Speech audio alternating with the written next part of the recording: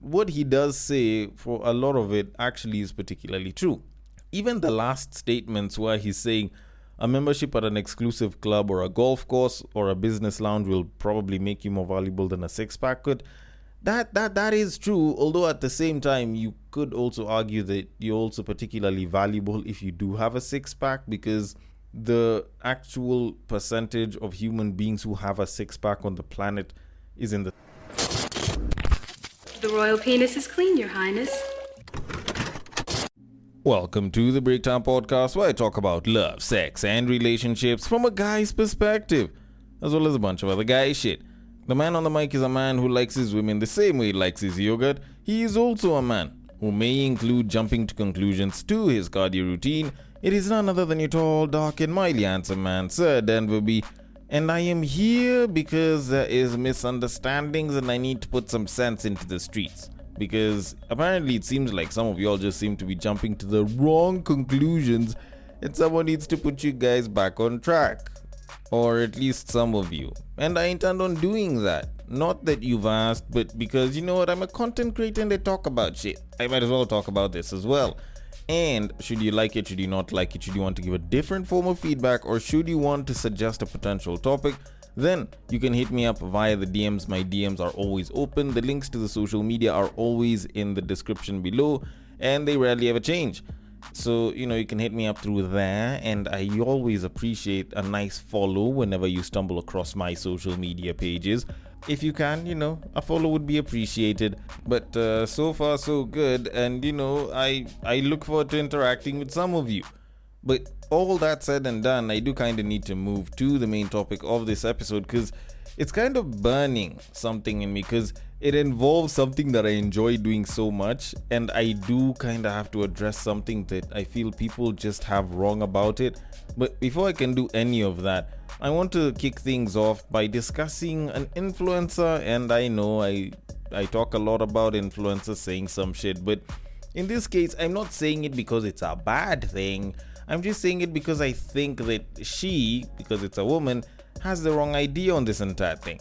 Now, the influencer that I'm talking about is none other than Murugi Munyi, and she was busy talking about how apparently it's alcohol that ruins events and makes them chaotic, and I don't know how to feel about it. And while I normally lean on one side, in this particular case I may lean on the other. But before I can jump into any conclusions or give my thoughts on it, let me just let the clip play, then I can give my thoughts on the entire thing. So without further ado... Also, Angie and I were just saying that I think it is alcohol that ruins events. It is alcohol that makes events chaotic. It is alcohol that makes events just like go awry. Because I think this one that did not have alcohol, because obviously it's a Christian event, just seemed so calm. Everything just seemed so calm. People were calm. Like when she had finished performing, like there was a lot of people leaving, but it was all just so orderly. Like no rush, no pushing, no nothing. It was just so, yeah. I think alcohol do aribuzi events, honestly. What do you think? Okay. Is it alcohol that makes these events chaotic and ruins them in its entirety? I don't know. I personally don't think that that's correct. And, it's not like I'm defending it from, like this stronghold of, I support it because I drink booze. I actually don't. And I haven't done it for a while. Like, I don't drink alcohol, but I still find that what she's saying to not be particularly true. Because when I look at it, like, I've been to events that were very, very nicely done and they just, turned out great. But at the same time, I've also been to events that just turned out shit. And can I say that the single biggest thing is alcohol? No, like, there's a bunch of alcohol that's shared out in both of those situations, but I'd say that it comes down to the people, and I don't even have to use my lack of knowledge of events to really justify it. I think club owners also noticed it to some degree, which is why they had kind of started increasing the age of people entering a lot of clubs to 25 back in the day. Because I can remember originally clubs used to not let people in unless they were above the age of 18. Then all of a sudden they're like, 25 and over. And I think that was because they realized that young people, because, you know, they're super excited about just sipping booze and going to the club, they tended to be particularly rowdy and not so great. Which is a very clear sign that for a lot of people, like, the problem isn't alcohol. Actually, alcohol makes a lot of these events happen. And it's both in a direct and indirect way. But essentially, it's really the people that are there. It's the crowd that's there. It's not even just drunk people per se, but essentially drunk and disorderly people. Because, like I said, I've gone to events where people are, you know, sipping and they're having fun, and there's no one being drunk and disorderly, and it's a really, really great time for people. But there's also other instances where people just go and then they just act dumb. It's like people are sipping alcohol to finish, not really just so that they can get themselves to the point where they're really having fun. And the interesting thing about alcohol that I think was best described by a psychologist friend of mine is that it's a social lubricant. Actually, that term really encapsulated it pretty well, in that, like, people take booze and it makes them more social. It's a good way to make people more social and interact better with other people, whether they know them, whether they don't. And so a lot of people will turn to booze so that it can do that for them. And while you can talk about the whole dependency thing being a crutch, blah blah, it's not all that great, blah blah, the truth of it is, it always comes down to how orderly you are even when you're sipping. So honestly, it's more a drunken disorderly problem than an alcohol problem. And while I can get, you know, she said this knowing full well that even for as an influencer, she's not really, you know, trying to depend on like alcohol brands or anything. And I'm not sure if it was a Christian event, but it was supposed to be like all sober and everything. Like, I can get that it doesn't necessarily touch her, but a lot of these events require alcohol for them to actually happen. Like, if you check 90% of the events that have pulled in a crowd, whether there's a DJ coming in, whether there's artists, local and foreign, like, there's almost always some sponsorship from an alcohol brand. Actually, you could argue that Kenya Breweries or EABL basically keeps a lot of microeconomies running, or just the economy running, because they sponsor a bunch of these events. You know, when these events are being sponsored, there's artists getting paid, there's people being booked, there's people that can go and become vendors and sell food. And you know, you can deliver particularly good experience because you can afford to pay for stuff like security and like bordering and like toilets and shit, which help make the event better. So essentially, you do need the alcohol for the event to happen. And of course, whenever those guys are doing the sponsorships, they are going to be selling their booze within those events, or they expect some version of their booze to be sold in those events. People need them as a social lubricant so that they can go and step up their fun factor. And guess what? They'll go get that. So in some way, shape or form, like, there's just booze being involved in this entire process, and it's a great thing for the people that will actually go out to enjoy. If you are going to be drunk and disorderly, then you're the one that's going to fuck up the fun for everyone, regardless of whether it's strangers, regardless of whether it's your people, because the strangers are gonna be pissed off because you're just fucking up the fun. And then there's your people who can't have their fun because they have to take care of you. So at the end of the day, it's not the alcohol, it is the drunken disorderly person that chooses to take a little too much of it or just can't control themselves. So for the sake of not wanting to belabor this point any further, I am going to leave it at that and move it on to our main topic of this episode, which involves the gym. And I know, it sounds like a particularly, just boring thing to talk about, but I feel like this is something that affects guys a lot, because the gym is a lot of things to a lot of people, but for guys, there's a certain sort of therapy that we can almost always only expect to find in the gym.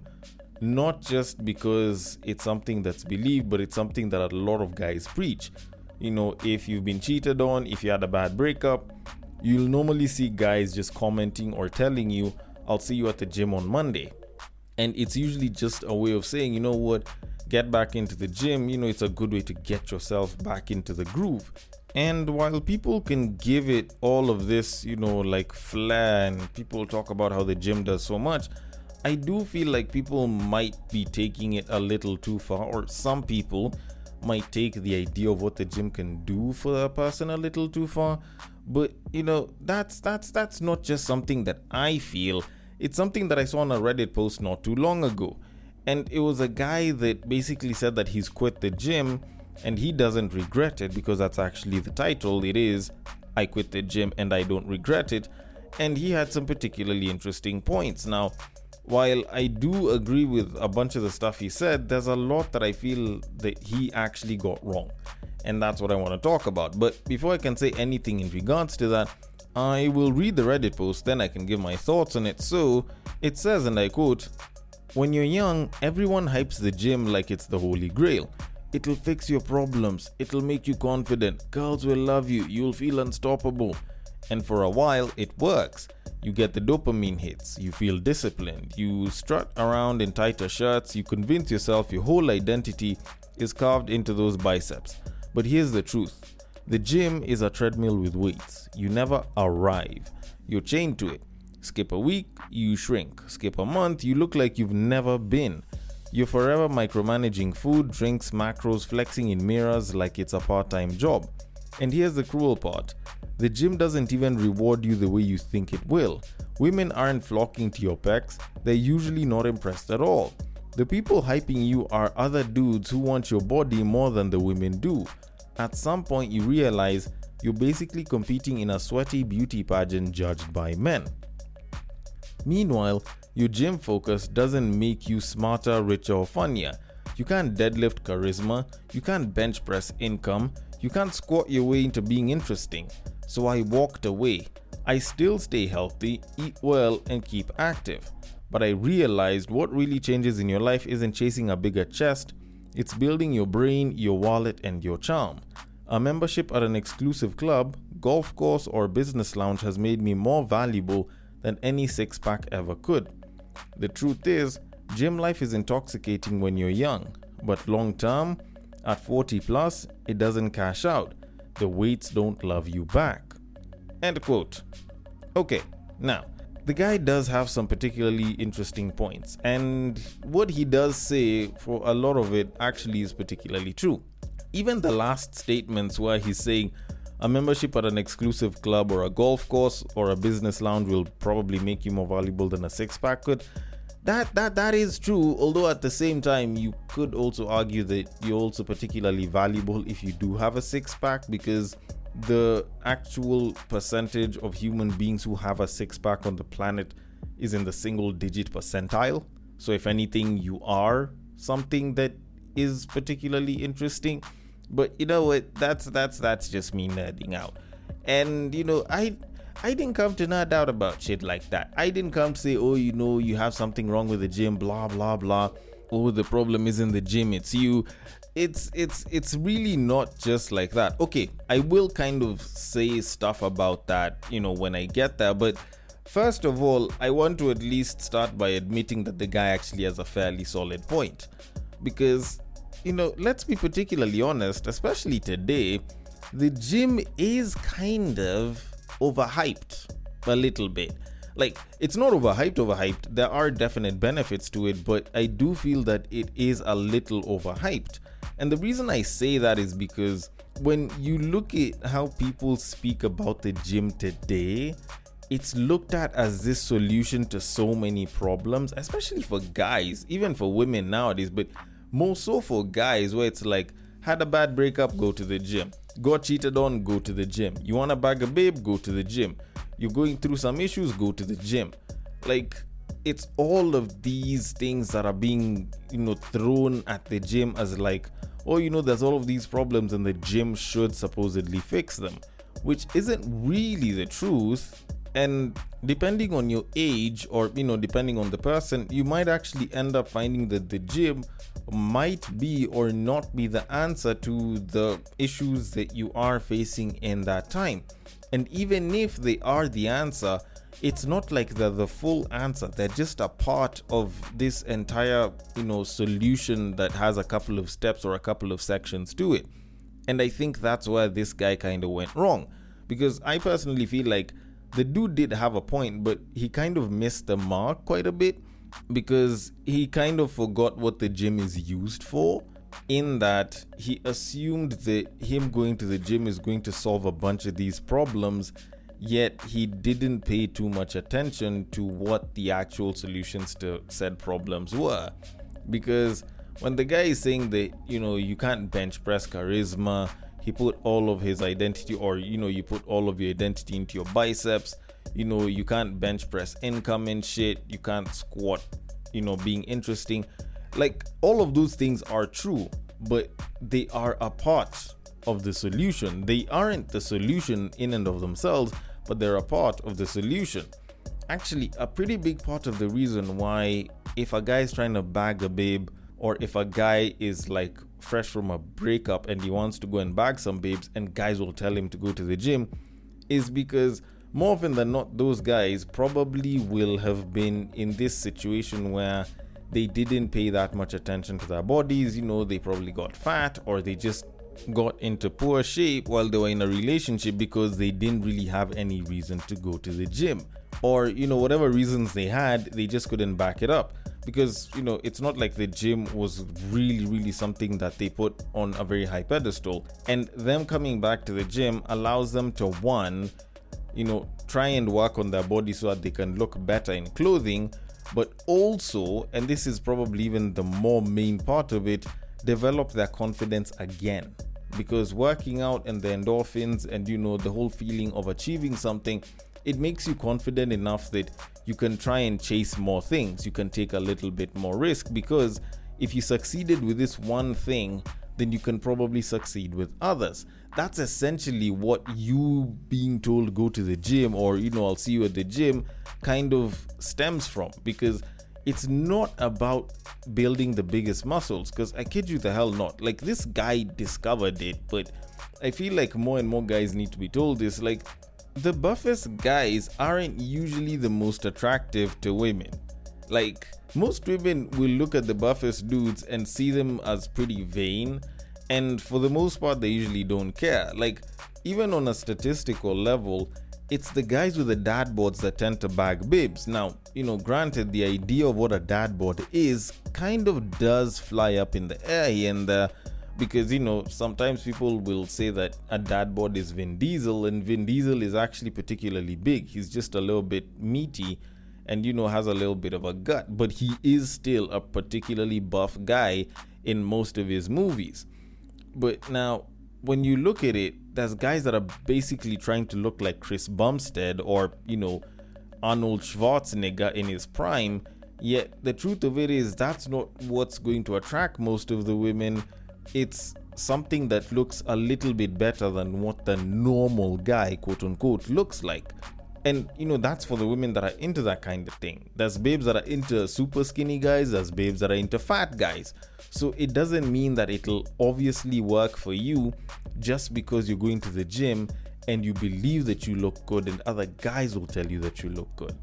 Because that kind of throws you into this trap of assuming that just because men find you attractive or men think that you look good, that women are also going to think that you look good, which isn't particularly true. Because we've also noticed that what women think men should find attractive isn't necessarily what men find attractive. So if you think that you becoming super buff is going to help you bag babes, then I'm sorry, you're going to the wrong place. Fine, go to the gym and work out, but if you really want to bag babes, then you can work on your charisma, you can work on getting income, and you don't necessarily have to go to the gym. And I think for the most part, when you look at guys who say stuff like this, or guys that can come to a conclusion like this, you can easily see that they were going to the gym for all the wrong reasons. They were told, if you go to the gym and you work out and you have a great body, you'll pull a bunch of babes. Is that true? To some degree, yeah, a little bit, but there's a point where you kind of hit where you just aren't pulling babes as much as you think you are. Like, babes now might either find you intimidating or just vain. So you're not really appealing to the women that you think that you'll be appealing to. So you've kind of crossed that line. And there's a lot of guys that actually don't realize when they've crossed the line up until they do. And you find a guy is busy hitting the gym. He's all about the gym life, protein shakes and shit. And in reality, like, they crossed the threshold of what women will find attractive, and now it's like a niche group of women that are into super buff dudes. And that's basically hitting the more extreme end of, working out, of which hitting the extreme end of anything, over time it does start to show you how misguided it feels or how misguided it might be. Not that what you were chasing was bad, but just the fact that you probably overdid it, which is what I think dude did. And when he realized, oh shit, I'm not getting the results that I want, and he pivoted elsewhere and he saw those results, he came back and he spoke as if it's a bad thing, yet it's not a bad thing, it's the approach that he took. So, in my opinion, I feel like dude just kind of looked at things, in the wrong way, because, like, even when he was talking about gym focus and how it doesn't work, it's not that it doesn't work, it just has to translate into other things as well. Because, for example, if you're the type of person that decides to stick to the gym and you go to the gym early in the morning, it is a very good way to set up your day. All right. So if you're the kind of person that would want to do it after work, and you make sure that at a specific time after work you're in the gym at all times, then it can very easily help you develop that discipline. That discipline can be channeled into other places, provided you're interested and you are going to put in the work. It will not put the work in for you. It will not develop the interest for you. The only interest you'll have is the gym. All right. So you have to develop the interest in other things for it to translate. And that's why it goes back to the thing that I was saying about how, like, the gym isn't an end-all be-all solution on its own. It's part of it. Even when guys get into the whole self-improvement talk, we have a particularly simple way that we kind of look at it, where it's you working on the body, you working on the mind, and you working on your charisma and your confidence. In that, you working on the body is you going to the gym. You working on your mind is, either learning something new, picking up a craft, a skill, improving yourself just generally. You could also add in improving your income. And as you're doing all of that, you improve your confidence by, whether it's approaching people randomly, whether it's, using the gym as a confidence booster, whether it's, just upskilling yourself just generally. Like, when you're doing those things, that's generally where self-improvement kind of comes in, especially when you look at it from a male perspective. But you're just looking at it as the gym, like, my guy, you'll just turn into a gym rat. Like, that's literally it. That's what it's going to be. So acknowledging that the gym is part of a multi-step process, I think, is probably where most people who kind of end up down this rabbit hole of, going to a point where they love the gym, then they hate the gym, kind of need to acknowledge. Like, it's not going to be the end all be all. It's just one part of the process. And acknowledging it as one part is probably going to be a lot more useful in helping you get the other parts sorted so that you can grow as a human being. Which kind of leads me to my conclusion in all of this, which is, if you think the gym will solve your problems, then yeah, you're right. It actually might. But at the very same time, if you think the gym won't solve your problems, you're also particularly right. And there's definite reasons for that. So whichever angle you choose is entirely up to you, but all in all, don't forget that it's not going to be the end all be all. You need to add the other portions there for it to actually make sense. Otherwise, you're just going to turn into a gym rat that suddenly feels bad because they're broke and they haven't built their confidence to speak to women because they've been putting too much focus on pumping iron and taking protein. Although, then again, maybe I could be wrong about this and maybe I don't have an idea, or maybe I could even be more wrong and what this guy said is completely right. Either way, I want your thoughts on it. The DMs are open. On IG, it is at the breaktime_podcast. On Facebook, it is at the breaktime podcast. On X, it is at Bagaka the D. And on Bluesky, it is at the breaktimepod.bsky.social. Thank you so much for listening all the way till the end, and I will catch you guys on the next break. But what I believe is that if you put a pastor and a prostitute in one room, one is likely to convert the other.